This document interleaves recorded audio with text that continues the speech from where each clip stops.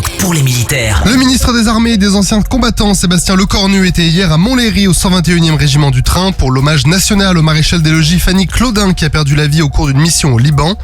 Lorsqu'un soldat français part pour le Liban, il rejoint une histoire ancienne, celle de l'engagement glorieux de nos armées pour la paix, mais aussi celle des militaires français qui y ont péri. Ils sont désormais 141. Honneur à la maréchale des logis chef Fanny Claudin du 121e régiment du train de Montlhéry, morte pour la France au Liban. La nation lui est reconnaissante, nous ne l'oublierons pas, a-t-il déclaré. Le bâtiment ravitailleur de force Jacques Chevalier a officiellement été admis au service actif par l'amiral Nicolas Vaujour, chef d'état-major de la marine. Basé à Toulon, il est désormais prêt à être déployé en opération. Livré en janvier 2023 par la Direction générale pour l'armement, le Jacques Chevalier a déjà participé à des entraînements interarmées et a démontré ses performances et son intégration dans des forces navales nationales et internationales. Et en près de 11 mois, il a déjà passé 153 jours en mer.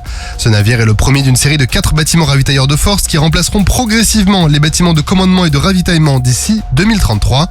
Le prochain, le Jacques Stokov, sera livré en 2026. Les premières tenues de combat avec le nouveau camouflage bariolé multi-environnement ou BME seront livrées aux forces de l'armée de terre à partir du mois prochain.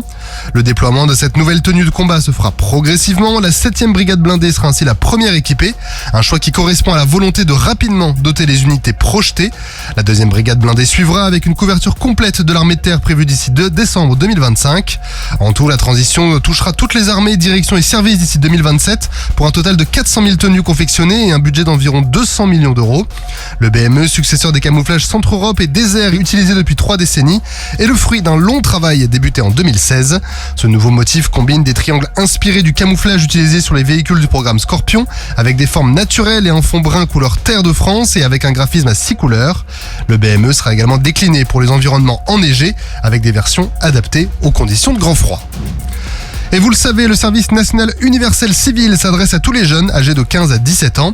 La base navale des forces armées aux Antilles, ou FAA, a proposé à une vingtaine de lycéens volontaires des 4 coins de la Martinique une PMSNU pour période marine du service national universel qui rentre dans le cadre des missions d'intérêt général que doivent réaliser ces jeunes lors de leur parcours SNU.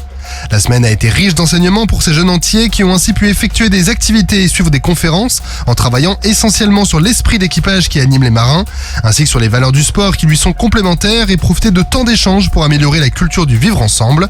En plus des séances de sport, ils ont pu aller à la rencontre de soldats et marins des FAA pour découvrir leur spécialité. En plus du Fort Saint-Louis, ils ont pu notamment visiter pour la partie des armées une frégate, le pôle aéronautique étatique du Lamentin, réaliser de la navigation, suivre des modules de lutte contre les incendies avec les marins-pompiers, de lutte contre les cybermenaces ou découvrir le groupe cynophile de la DIRICI. Un complément a été apporté dans le cadre de la découverte de la maritimisation avec une visite de l'entreprise de transport maritime CMA-CGM et du terminal portuaire.